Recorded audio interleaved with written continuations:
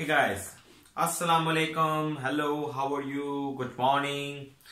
I'm again here with a new topic, and this topic unfortunately is not only for cardiologists, but this topic is for all healthcare providers or and for those who are aspirant to be AHS certified BLS provider, either for any need like for their PLAB, like for their international examinations, or doing practice outside the Pakistan, or for their intermodules, or for and even for those graduates who are looking for the substance or want to know about the basics of basic life support. So we are going to discuss the basics of BLS, like the basics of life support, which are advised or recommended by American Heart Association. So these are the latest recommendation which came in 2020. As you know that I'm also a certified BLS instructor in College of Physicians and Surgeons, Pakistan, for basic life support and advanced cardiac life support. And I'm all and for all these things, you know that I'm certified from American Heart Association for last 7 years. So without wasting time, we just gonna start this and we will finish it in the 20 minutes. So you know that you will cover all the important things of the BLS and BLS for adult, for infant and child in 20 minutes. So first of all, you need to know that how would you start the CPR, or how would you respond when you will find a person in a collapse or like in a faint position. So first of all, whenever you will find a victim, you have to assess the scene safety. You have to check the scene safety. So what is the scene safety? You have to look at your surrounding. That is the victim is over the road, or he or she is in the fire building. So you have to take out of that dangerous environment or scene to the safe scene. So before starting anything, you have to check for the scene safety, and once you check the scene safety, you have to go towards another step, which is the check response. You have to check the response. How you will check the response? You have to check the response by tapping at the shoulders for the adults and feet for the babies. You have to tap on the shoulders for the adults and child, and for babies you do not have to tape over the shoulders but feet. After that, you have to activate the EMS. You have to if you are one or more than if you are more than one rescuers, then you have to request your second rescuer to activate the emergency response system, or or to call the emergency response team. But if you are all alone, then you have to go to the phone or any other thing to activate the emergency response system. If the victim is gonna collapse in front of you, like if victim has been collapsed in front of you, then then you have to activate the emergency response system immediately. But if you have found the victim and you do not know the estimated time of collapse, then you have to give the CPR, and then you have to start activate the emergency response system. So first, check response. Number 2, activate emergency response system. And third one is check pulse. You have to check the pulse, and pulse is very important. Why pulse is important? Because if the patient has no pulse, then you have to start the CPR. But if the patient has pulse, then you do not need to start the CPR. So the pulse is very, very, very important, the crucial step before starting CPR. So you have to check the pulse. Now, how would you check the pulse, and for how much time you have to check the pulse? Number 1, you have to check the pulse carotids in adult and brachial in infants. In adult or child, you have to check the carotids. Okay, so checking the femorals, checking the other pulse, checking the radial are not recommended by the AHA. You have to check the carotid in the adult or children, and if the child is small enough, or the victim is infant, then you have to check the brachial pulse. And number 2, for how much time you have to check the pulse. So you have to check the pulse for at least 5 seconds, but not more than 10 seconds. It is very important that that's why I'm repeating again and again that the time of checking the pulse is very important. In so many papers, in so many exams, you would be asked about it, that for how much time you have to check the pulse. So you have to check the pulse for 5 to 10 seconds. You have to give at least 10 seconds, at least 5 seconds, but not more than 10 seconds. Because if you are giving less than 5 seconds, it means you are not checking the pulse. And if you are giving more than 10 seconds, it means you are wasting your time for starting the CPR. So within 5 to 10 seconds, if you are not finding any pulse, then you have to resume, you have to start the CPR. Now the important is that how the CPR would be. You have to make a fist of both hands and you have to press at the lower part of the breastbone or lower part of the sternum. So you have to start the CPR. Now after 30 compressions, you have to give 2 breaths. Now the important is that what is the definition of effective CPR? What is the definition of effective cardiopulmonary resuscitation? So the high quality CPR is defined by AHA in latest BLS 2020 guidelines, that is the effective CPR which should be started within 10 seconds without wasting time. Number one. Number 2, you have to compress the chest. Like the depth of the compression should be at least 5 centimeters or 1/3 of the chest, or at least 5 centimeters for adults, and for infants it should be about 5 centimeters. So this is very important, that at least and about means approximately, but in adult you at least you have to compress more than 5 centimeters, but in child at least about approximately. If you are near to the 5, it would be okay. Then in infants you have to press up about 4 centimeters, but not more than 4 centimeters, not more than 5 centimeters. But in adult you can go up to or more than 5 centimeters, but should not be more than 6 centimeters for adults. Now you will ask me that how would you know that your depth is accurate or not, your depth is adequate or not? So for that purpose, feedback devices are given or has been provided by American Heart Association or so many vendors, so you can use those devices.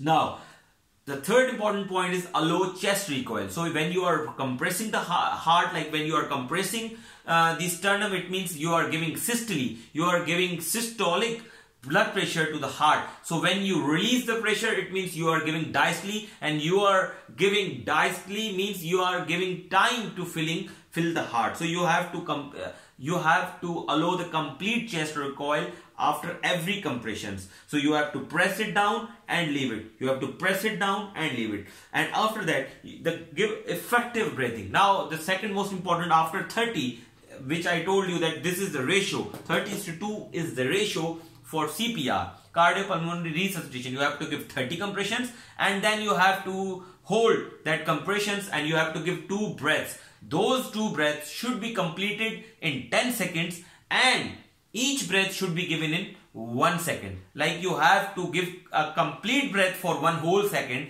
and then you have to hold for 1 or 2 seconds and then you have to give another breath. So these 2 breaths should be completed within 10 seconds. You should not hold your CPR for more than 10 seconds. Okay, so these breaths should be completed within 10 seconds. And how those breaths would be effective? You have to check for the chest rise while giving the breaths, either with bag mask, either with pocket mask, either with mouth to mouth. So these are the mode of giving the breaths. Like you can give breath while with your mouth to the victim. If the victim is your relative and you know that victim has victim is not having any communicable disease, because I told you that scene safety is very important, your self safety is very important. So if the victim is not known, victim is not your relative, victim is not your friend, then you will not give the mouth to mouth breath. So what other options left?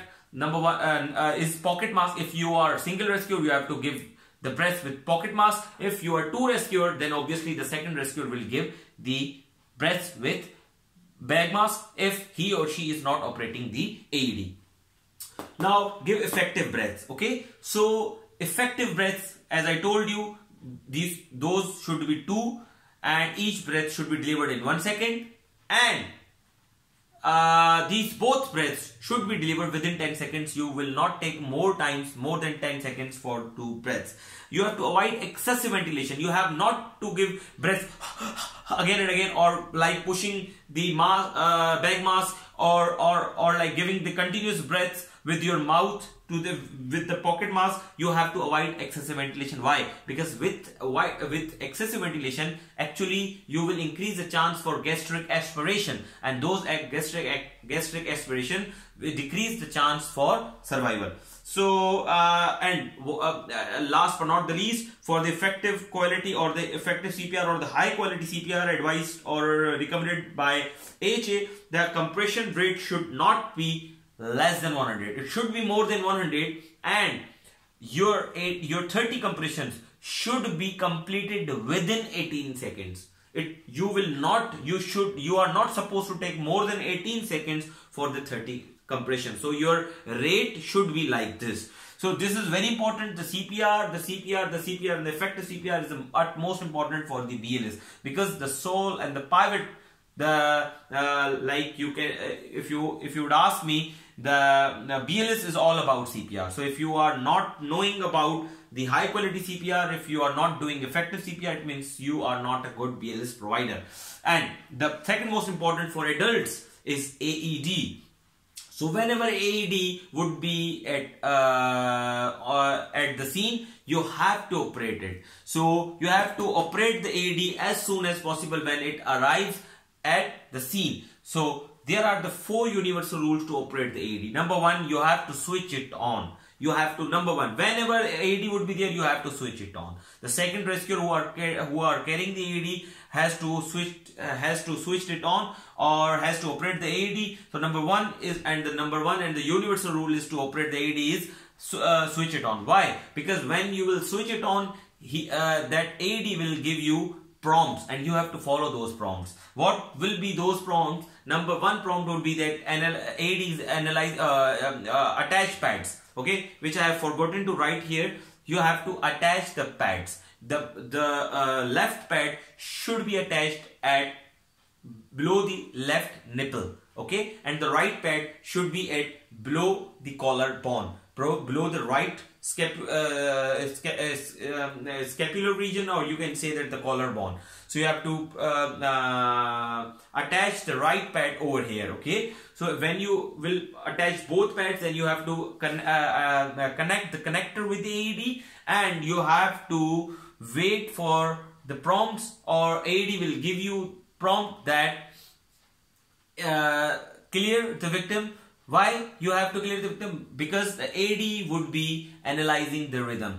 Got it? So number 1, switch on. Number 2, attach pads. And number 3, clear the victim. Why clear the victim? Because AED would be analyzing the rhythm. It means AED would be doing the ECG. So while touching the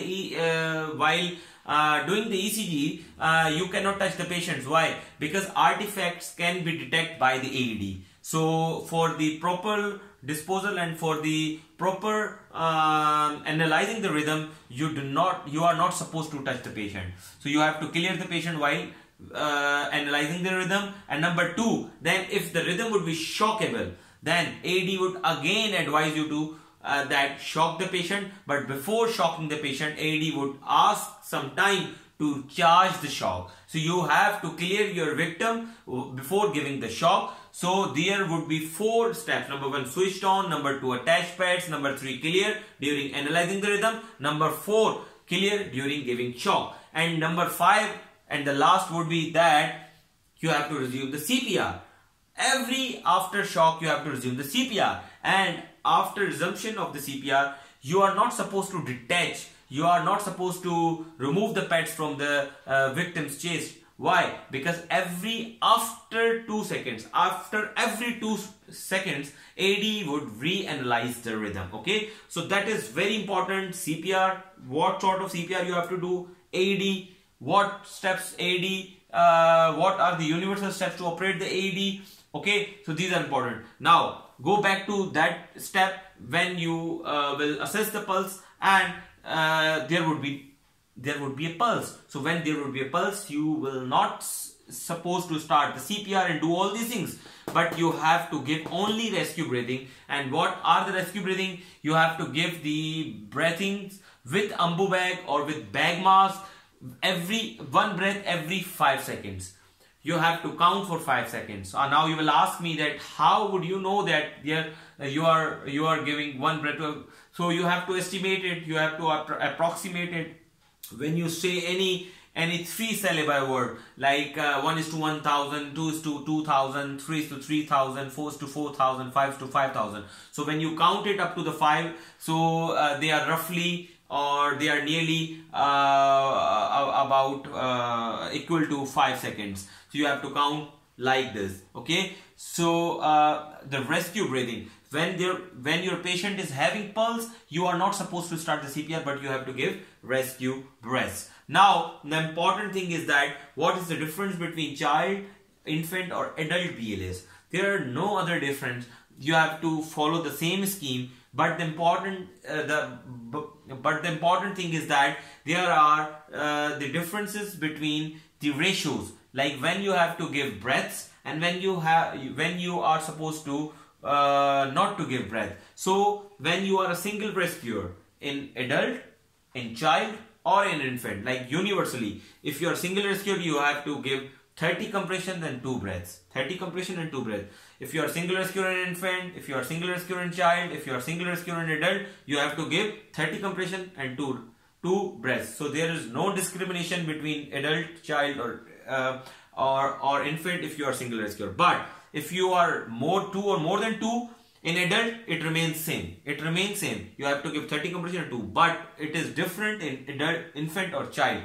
In infant or child, if you are 2 or more than 2 rescuers, then you have to give 15 compressions and 2 breaths. Why? Because in infant or child, the airway is more important. The airway is more important, so you have to decrease the compression, but you have to give more airway, like more breaths. So if you are 2 or more than 2, you have to give 15 compressions and 2 breaths. But if you are single rescuer in infant adult, you are in infant and child, you are supposed to give the same 30:2.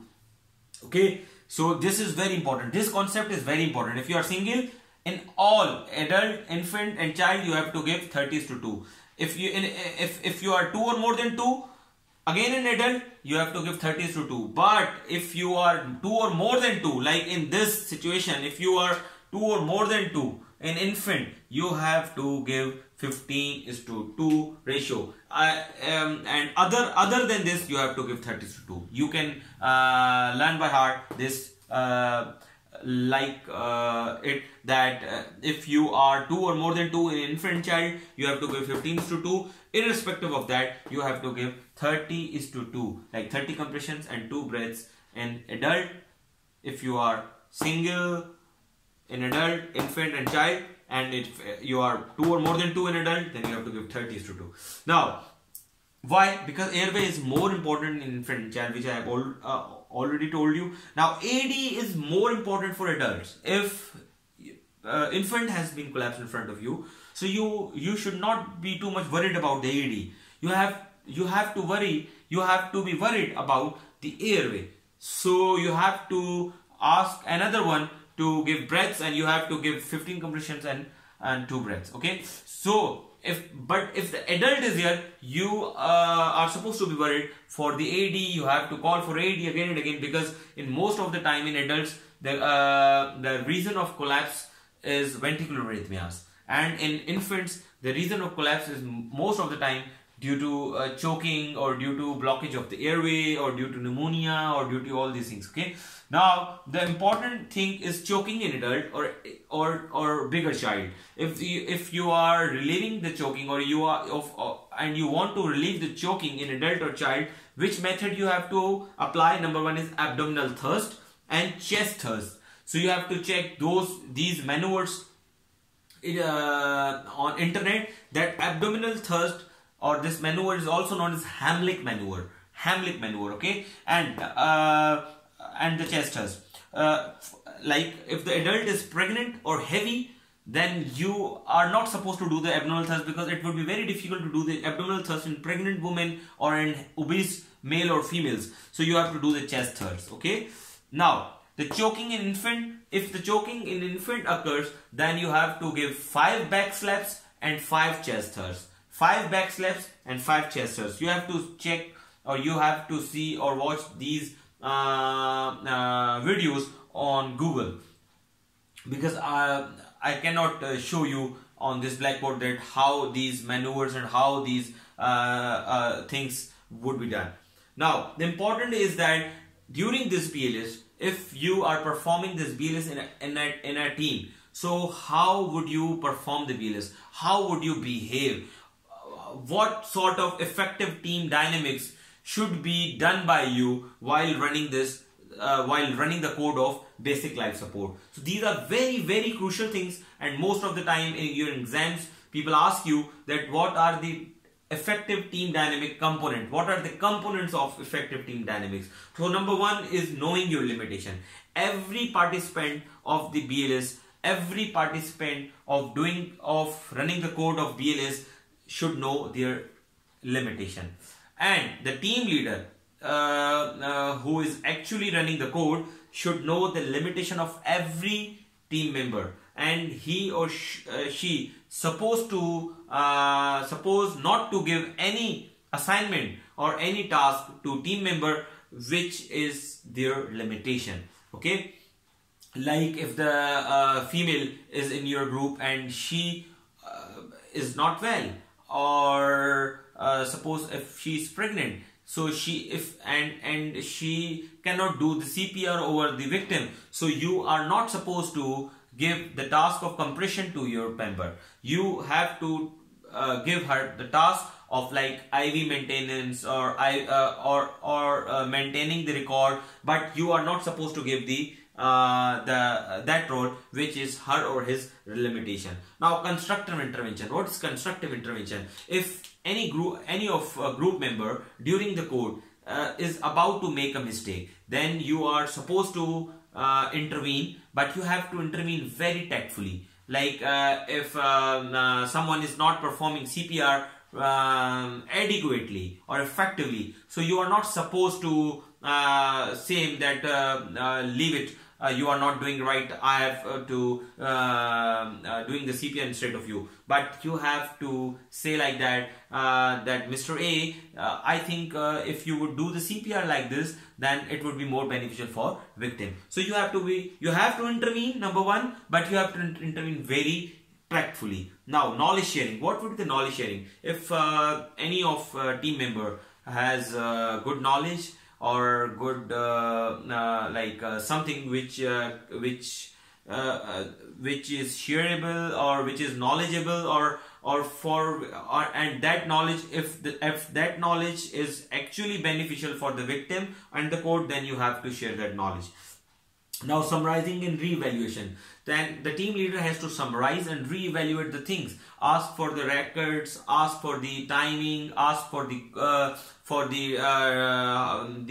drugs which he or she has administered to the victim. So he has to ask and reevaluate the things again and again during the code. Closed loop communication. That sort of communication is very important. What is closed loop communication? Closed loop communication is that whenever team leader give task or any order to the team member, then the team member has to respond in the same way, and after completing the task, he or she has again have to acknowledge that he or she has completed that task. Like if I am the team leader and I am giving task to Miss Kelly to maintain the IV line, then Miss Kelly will acknowledge me that she has received the order. Then then I would say, Mr. Colley, please, Miss Kelly, please maintain the IV line. Then Miss Kelly will respond me that yes, Dr. Naveed, I am maintaining the IV line. And after maintaining the IV line, Miss Kelly will again acknowledge me that Dr. Naveed, I have maintained the IV line. Why it is important? Because whenever you are giving one order to your member, then you are not supposed to give another order until that order would be done. Okay? So that is why closed loop communication is important. Clear messages. You have to give clear message. Like if you are giving an order to Miss Kelly that give 1 mg naloxone, then you have to give complete order. Miss Kelly, give 1 mg naloxone intravenously. You are not supposed to give naloxone. No, you have to give proper dose. You have to give proper route to the member. So you have to give clear messages with clear dosages, with clear routes, with clear orders. Now, mutual respect. Last but not the least, mutual respect is utmost important everywhere, in every team dynamics. So obviously it is important for the BLS team dynamics. You have to respect for each other. Like if someone is not doing properly, or if he or she couldn't do properly, then you are not supposed to disrespect him or her. You have to respect him or her. You have to correct her. You have to give constructive intervention, but you are not supposed to disrespect him or her. So because while running the code, while doing the CPR, everyone, most of the time, everyone has to be frustrated. So you are not supposed to drain your frustration over someone, but you have to respect each other. You have to run the code with wisely, calmly, but energetically. So you have to respect like all members. Okay, so this was all about the BLS, and I think we have wrapped it up in 20 to 30 minutes, and this is all about BLS. Every word which I have spoken right now is all about the BLS and the AHA guidelines. So if you want to learn by heart, if you don't want to go through the manuals, so just go through this lecture and just learn by heart these things which I have told you right now. So this is all about BLS, and I am sure that there's nothing more than this in the BLS. Okay, and very soon I will give a brief lecture about the BLS with all pictorials and the videos which will be shown in my next lecture, inshallah. Very soon I will upload that as well. And then inshallah you will be very much confident over BLS, and when you will be going for your skill test, or for your skill feedback, or your skill practicing, then inshallah you will be more confident. So remember me in your prayers. I am your DrNAS, and inshallah I will try to keep it all these things, or keep uploading my videos as soon as much as I was doing. So remember me in your prayers. Good evening. Allah Hafiz.